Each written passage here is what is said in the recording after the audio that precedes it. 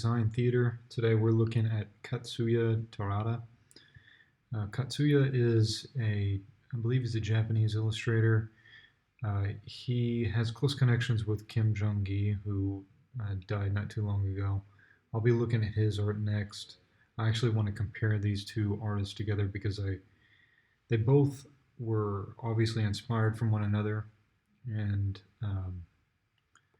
their art they definitely have influences on one another, but they both have different ways of working. You know, Kim Jong Gi is much more concerned about like these extreme perspective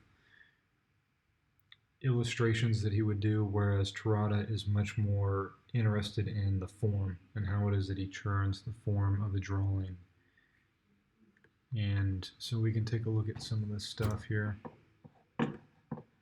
What I really like is his stuff has that lively, dynamic feel to it, right? Like it feels like a comic book illustration or something along those lines. He uses a lot of red, and then we have this kind of simple dynamic between this gray blue of the body along with the red and the orange of the hair and of the surrounding detail.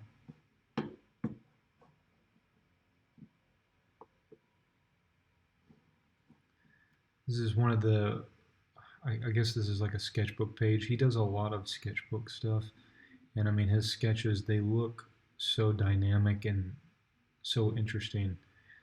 I mean, most of us would be happy just to get this in a finished illustration, but this guy, he's putting down these sketches pretty quick, it seems like. But we can see he's using a lot of perspective. He's using this bottom ellipse down here to kind of basically give us the idea of what the perspective is, and then within that perspective, once he's laid that down, it gives him the chance to create all this other perspective that you see on the helmet and the gears and things that are around the girl's head. His stuff always feels like it's somewhere in between, a cross between a pretty good understanding of perspective, but his stuff still has a very graphic feel to it. It has a very flat graphic feel to it often.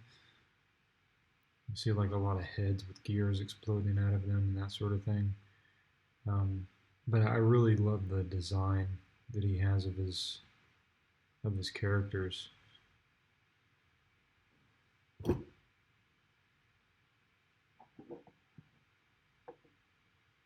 Yeah, I mean he's really good at facial expressions. You can tell that he's done a lot of life drawing.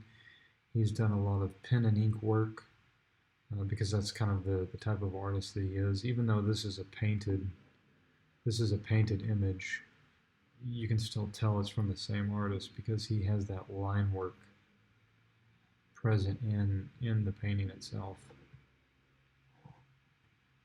Yeah, I mean, dynamic forms. It goes back to what I've talked about in previous episodes, that a good composition is something that you can look at from far away and you can still see that there's something interesting going on there. And you can see even from that distance that as we get closer, we see that there are shadows of the body that are all darkened, right? These shadows are all darkened, and they all connect and cut across the entire form of the body itself. So that goes back to what I was saying previously, that you want to group your darks with your darks, your lights with your lights. It helps make it feel organized, and it also helps direct the eye through the piece.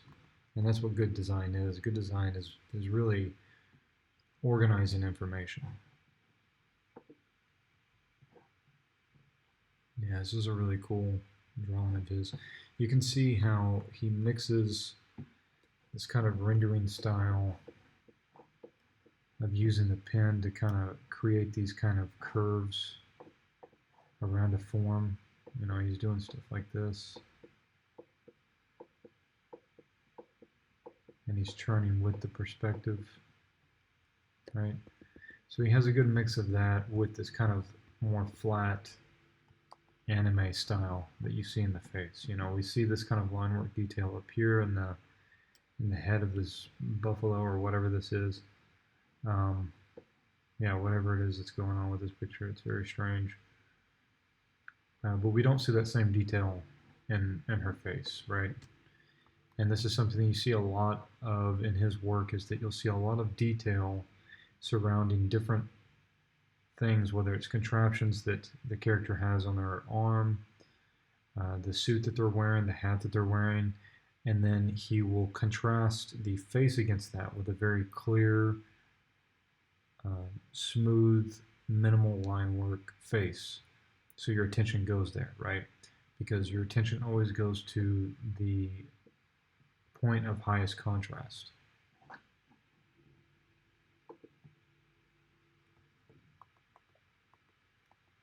And you can create that contrast through having different shapes that have a lot of detail versus different shapes that don't have a lot of detail.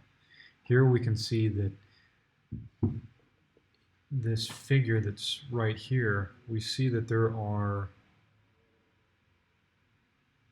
like these odd sci-fi abstract shapes that are surrounding this person, and they're very clean. They're very open shapes. There's not a lot of detail in them, right?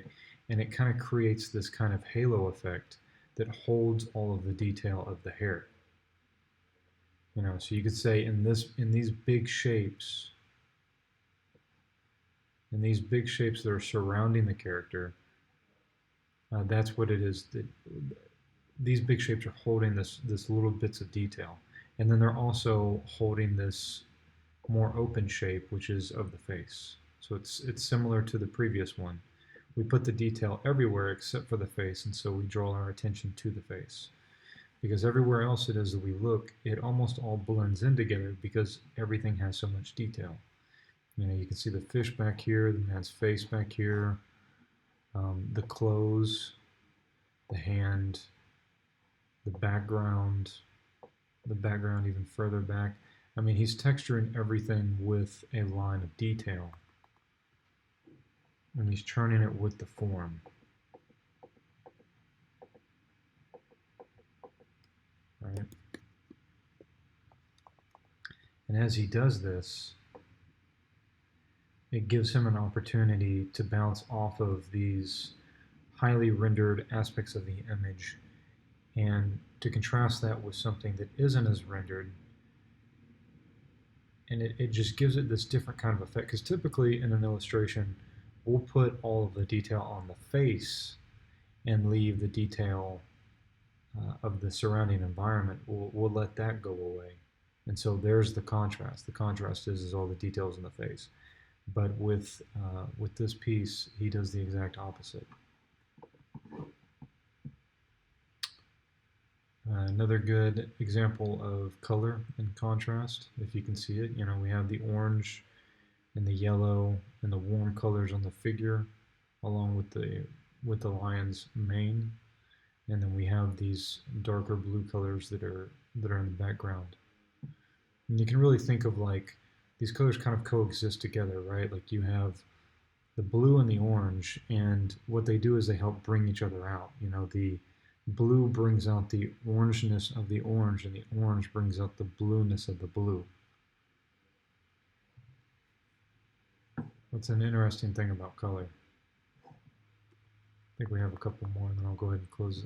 This resolution's not that good on that one. Sorry about that. We got another girl piece. I think he does quite a lot of these. But again, I mean, like his design is really cool.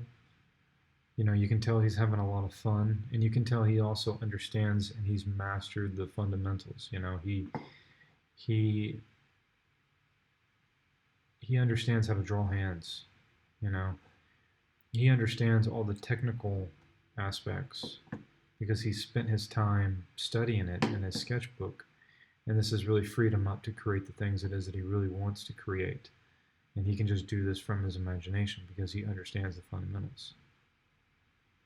I guess that's another sketch of his. And I think that's it.